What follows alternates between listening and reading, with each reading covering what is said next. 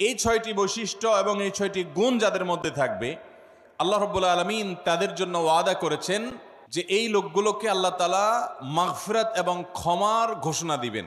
তাদের জন্য আল্লাহর তরফ থেকে কি থাকবে?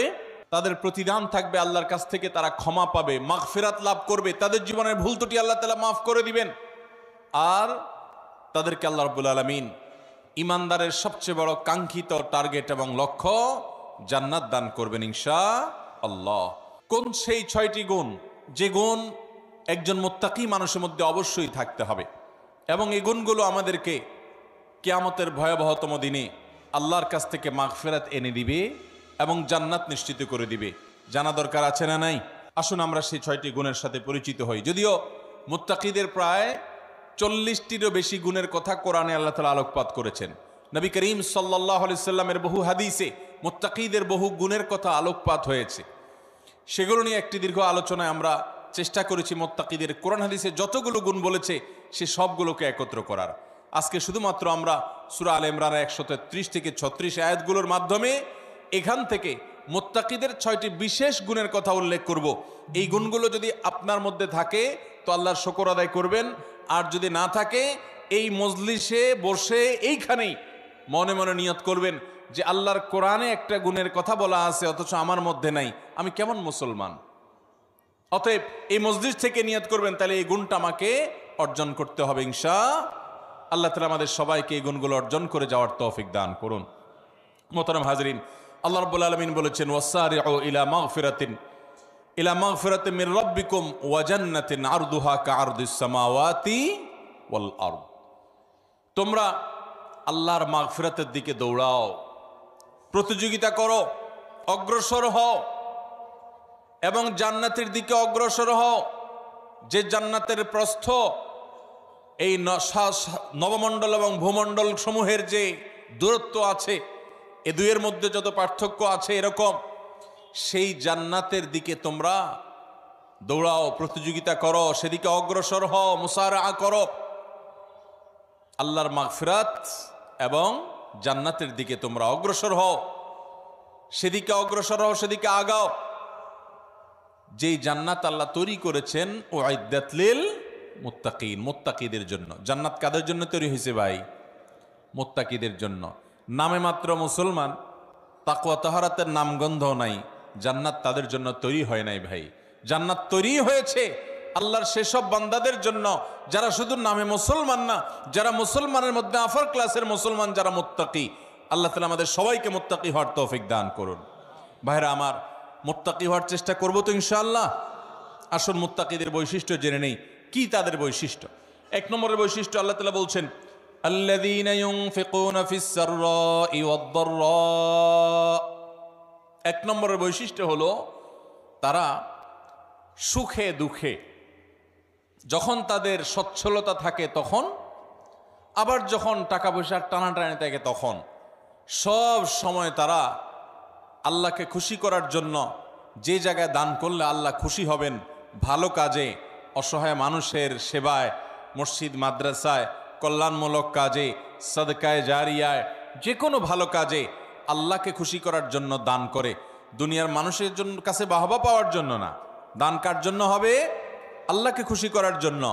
এমনকি আরশের নিচে ছায়া পাওয়া মানুষগুলোর মধ্যে থেকে 7 শ্রেণী মানুষের ভিতরে 1 শ্রেণী হলো যারা দান করে, এমনভাবে দান করে যে তারা এক হাতে দান করে, অন্য হাতও টের পায় না। আর আমাদের তো আজকাল আল্লাহ তাআলা কোনো ভালো কাজ করার তৌফিক দিলে, একটু দানের তৌফিক দিলে, আমরা নাম বলতে বলতে, প্রকাশ করতে করতে, নাম ফুটাইতে ফুটাইতে, জাহির করতে করতে ওইটার সওয়াবের আর কিছুই বাকি থাকে না, বরং সেটা শিরকে আসগরের গুনাহে লিপ্ত হয়ে যেতে হয় রিয়া করার কারণে। মোহতারাম হাজরিন, এই জন্য মুত্তাকিদের 1 নম্বরের বৈশিষ্ট্য হলো সচ্ছলতায় অনেকে দান করে, কিন্তু আল্লাহর এই মুত্তাকি বান্দারা শুধু সচ্ছল থাকলেই দান করবে না, দিনকাল যখন একটু খারাপ যায়, কেনা বেচা দোকানে একটু কম হয়, তখনও সে অকাতরে দেয়, দিতে থাকে, কোনো কার্পণ্য করে না। তাহলে এই বৈশিষ্ট্যটা আমাদের যার মধ্যে যতটুকু ঘাটতি আছে, এই মাহফিল থেকে, মজলিস থেকে আসুন মনে মনে নিয়ত করে নেই যে ইনশাআল্লাহ এখন থেকে আল্লাহ তাআলা আমাকে যতটুকু তৌফিক দিবেন ওখান থেকে আমি কিছু আল্লাহর রাস্তায় দান করব, আল্লাহকে খুশি করবার জন্য দিব। এবং যখন আমদানি ইনকাম অনেক ভালো তখনও দিব, যখন ইনকাম নাই একেবারে টানাটানি আছে ওখান থেকে একটু বাঁচিয়ে হলেও দিব। কারণ আল্লাহ তাআলা আমার দানের পরিমাণ দেখবেন না, আল্লাহ দেখবেন আমার সামর্থ্যের তুলনায় আমি কতটুকু করলাম। ঠিক না বে ঠিক? ভাইরা আমার, সাহাবা একরাম যা দান করেছেন রাদিয়াল্লাহু তাআলা আনহুম আজমাইন, তারা যা দান করেছেন, আজকের যুগে এমন বহু লোক বাংলাদেশে আছে, পৃথিবীতে অনেক দানবীর আছে যারা এত কোটি কোটি টাকা, মিলিয়ন মিলিয়ন বিলিয়ন বিলিয়ন টাকা আল্লাহর রাস্তায় দান করে, দিনের কাজে দিয়ে দেয়, মানুষের সেবায় দান করে, হয়তো ইখলাসের সাথেও দান করে। পরিমাণ এত বেশি যে সব সাহাবী মিলেও এত টাকা দান করার সুযোগ পান নাই। কথা বুঝেন নাই? সাহাবীদের যুগে এত সহায় সম্পদ ছিল না। তারা যা দান করেছেন যদি পরিমাণ একত্র করেন, তাহলে আজকের যুগে এমন বহু পয়সাওয়ালা আছেন যে এক একটা মসজিদ মাদ্রাসার পিছনে 20, 50, 100 কোটি আরো অনেক বেশি খরচ করে ফেলেছেন। আছে না নাই? দেখা যাবে যে সাহাবা একরাম সবাই মিলে যা দান করছেন সেগুলোর বাজার মূল্য বের করলে এরকম একজনের দানের সমানও হবে না। এই হলো পরিমাণের অবস্থা। এবার আসেন দেখি ফজিলত এবং মর্যাদার অবস্থা। নবী করিম সাল্লাল্লাহু আলাইহি সাল্লাম বলেছেন সাহাবীদের সম্পর্কে, তোমাদের কেউ যদি উহুদের পাহাড় সমপরিমাণ স্বর্ণ আল্লাহর রাস্তায় দান করে, তো আল্লাহর নবী সাল্লাল্লাহু আলাইহি সাল্লামের সাহাবীদের কেউ সামান্য 1 মুদ পরিমাণ অথবা তার চাইতেও কম পরিমাণ আল্লাহর রাস্তায় কিছু দান করলে সেটার যে পরিমাণ সওয়াব হবে, তোমাদের উহুদ পাহাড় সম পরিমাণ স্বর্ণের দানের সওয়াব ততটুকু হবে না। কিসের কারণে ভাই? তাদের দানের ভিতরে যে ইখলাস ছিল, তাদের জানের ভিতরে যে নিষ্ঠা ছিল, নিয়তের ভিতরে যতটা নির্ভেজাল ছিল, আমাদের দান আজ এতটা নির্ভেজাল।